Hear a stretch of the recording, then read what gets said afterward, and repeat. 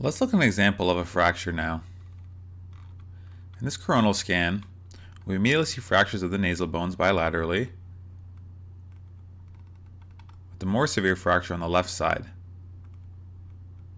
As we go more posteriorly, you can see gross comminution of the frontal process of the maxilla continuing to the inferior orbital rim, involving the medial wall and the orbital floor. This shows quite a severe fracture. Now, I know there's a bunch of other fractures on the scan, but for now I just want to focus on this particular area. As I said, when doing your approach, you would go one bone at a time, and let's say you had diagnosed bilateral nasal bone fractures, as well as comminuted fractures of the inferior orbital rim, the medial orbital wall, the orbital floor. You can begin to see already that this is a great example of an NOE fracture, as a fracture of the force applied to the nasal bones in the front of the face has propagated posteriorly and caused fractures of the naso-orbital ethmoidal region.